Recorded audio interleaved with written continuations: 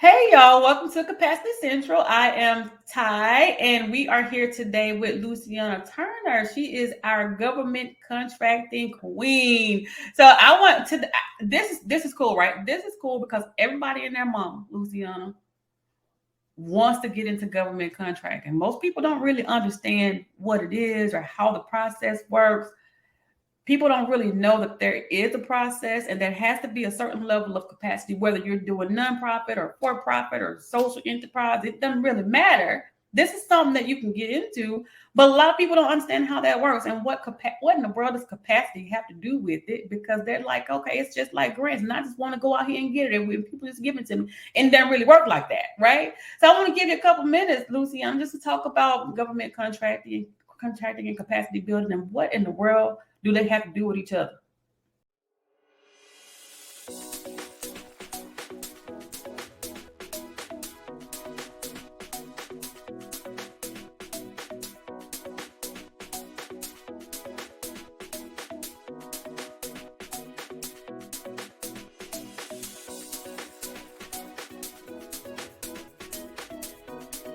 Thank you for saying that, and thank you for having me on this platform because I'm gonna tell you, it makes my teeth itch and it makes my hair fall out the way I hear government contracting talked about.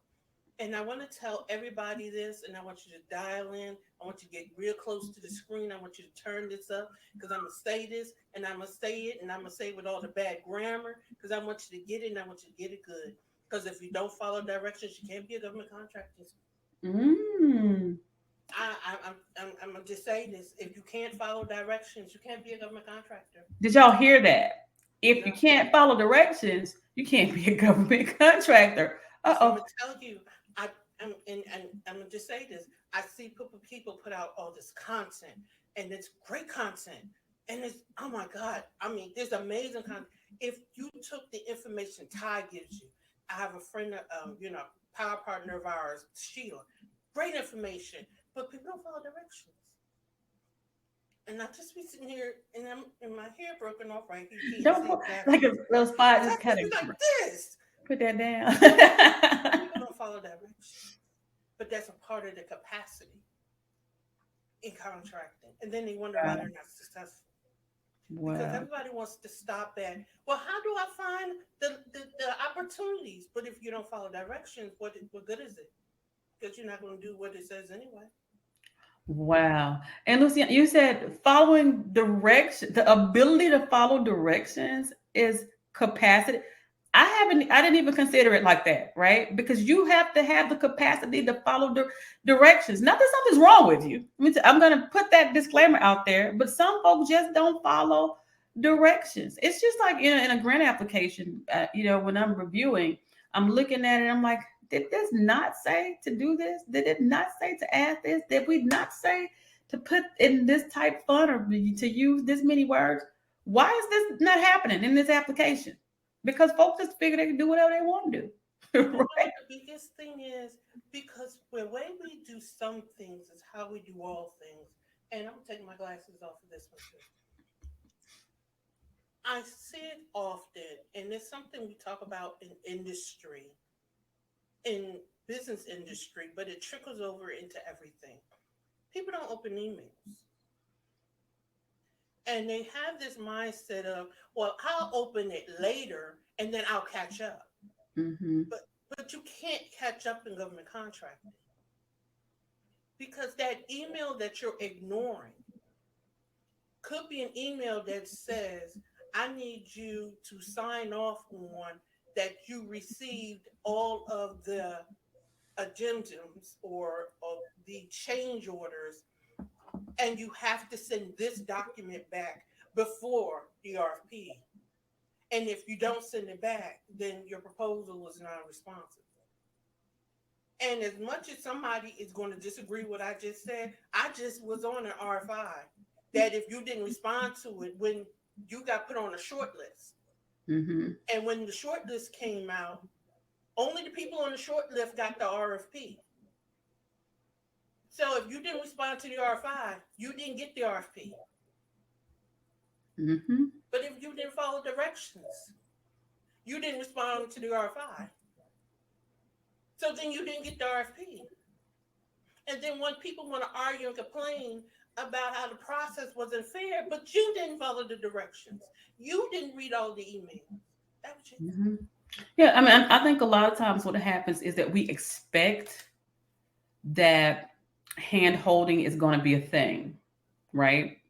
Whether you're new to it, whether you've done it before, we're putting the responsibility on them Mm.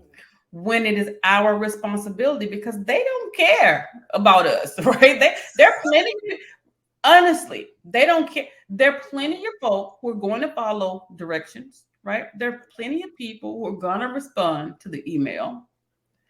I'm not so special that they're, oh, Ty didn't respond to the email. Let me email her again. Let me give her a call. They don't care about me.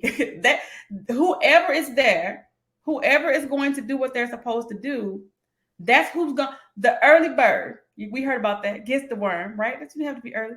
But those people who show up and do what they're supposed to do. I'm going to take it one more step higher. In the agencies that are really trying to meet their small business goals, you will find that they will send out emails to their DBE or certified list. And they'll send out an email saying, hey, we have this RFP, and you say this is in your NACE code, it's Mhm. due in X number of days. Hey, go for it. But if you don't open your emails, how you do some things is how you do all things. Mhm. Build the habit of opening your emails. You should have a dedicated government contracting email that you check daily, at a minimum every day. Pick a time, you check it daily. That's how you figure out what your updates are, you find your opportunities, you learn about your industry events. That's capacity. That's how you building that seven, 8 figure business. But I don't want to hear about the government is unfair to the small business and you don't even want to take time to answer an email. Let's talk about a little bit about management and reporting, that kind of capacity, and what's required within a business, within an organization to ensure that you are compliant with those things. Because I Um, know that's really big. And I know a lot of times we just get so excited when we get the contract, like, oh, this is it, and this is forever, and this is now we're good. But there's something that happens after the award. you should have processes in place. I talked about it in my training.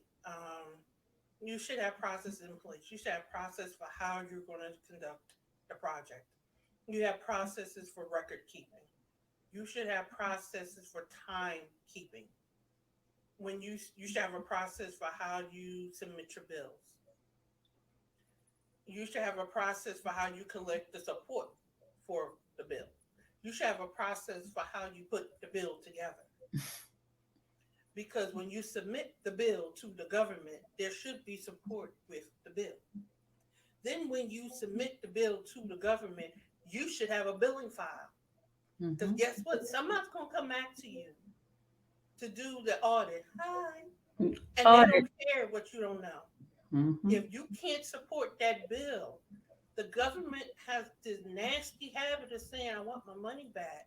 And then they charge you penalties and interest from the date of transaction to the date of the audit finding. So if it took them 7 years to find out you didn't keep the records, that's 7 years of penalties and interest. And it took them 7 years, right? You already knew. But Every RFP tells you at a minimum you have to keep it for 5 years. And Mhm. the larger the contract, the longer the amount of time the government gives itself to come look for you. And the language is written in such a way that if it takes them more than that, oh well, it says Mhm. a minimum of. There's not an absolute. Boy, that's some serious, right? That's some serious stuff. And I think that what we really need to know is that when we're entering into situations with the government, whether it's contracting or whether it's a grant, that it's not to be taken lightly. It's there's responsibilities on our end. Even things like Luciana mentioned early on, reading the instructions. There are even instructions about how you're supposed to report and how you're supposed to manage. There's some TA around a lot of these things that's given to us, and we're just not taking full advantage of it. And even if you're a subcontractor, there is something out there called the Christian doctrine. Mm-hmm. And what that doctrine says is there are clauses in the prime to the prime that can be and oftentimes are flowed down to the sub. So just because you're not the prime doesn't mean that that clause does not apply to you. Mm-hmm. So you may be contacted by XYZ company to subcontract to them, but that does not absolve you of the responsibility of pulling the original RFP and reading it to understand what the requirements are. You're not doing all the work. You're only going to do this piece that is outlined in your scope of work. Yay. However, there's a every RFP has a section that contains the rules and regulations, what I call it, but it's the clauses and all of that stuff, which is adopted into the contract by reference. And even that is flowed down by the Christian doctrine. So even if though it's not in your subcontract agreement, it's still in your agreement because it was referenced. Mm-hmm. So you're still not absolved of this whole I didn't know doesn't fly. It belongs to you. Yeah. Start to love to read. That's the thing. Start Go back to that loving to read. Going back to grabbing the RFP and things like that, because we're just like you were saying, especially when you're in a subcontract position, you're like, oh, that's on them. That's their thing. They're handling it. Whatever. Go back to it just to know whether or not you're even doing what you're supposed to be doing, that you were assigned to do or supposed to be doing in your contract. So go back and make sure all that stuff, nothing falls on you. And you want to be an asset to your prime because you want the prime to come back to you time and time again. So you don't want it to be, and I'm going to use a very vulgar analogy, you don't want to be a hit it and quit it. You want it to be a long term relationship. You want it to be a marriage, even You though want it's to a get poor mad. marriage. You want it to be a marriage. So, Prenup. I mean, you're not their only sub, but you want it to be a long term marriage and you want them to think of you as a top of mind company to go to for that type of work over and over again. And that is one way that you can build capacity in government contracting. But nobody is going to want to subcontract to a company that does not know how to hold its own. Hmm. That is it. Thank you so much, Luciana, for your time. Like I said, we're going to just really quick get in here and say what's up. This is what's up, y'all. If you want to learn more about government contracting, if you are a contractor and you need some support, Luciana is your girl. Luciana, can you tell us a little bit about your company, how we can get in touch with you, and how people can reach out to get some of your services?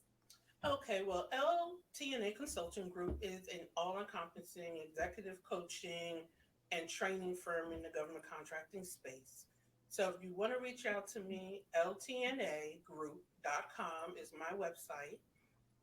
You can reach me by email at info@ltandagroup.com. Drop in an email. All of my social media is Luciana Turner or LTNA Group, LTNA Consulting Group.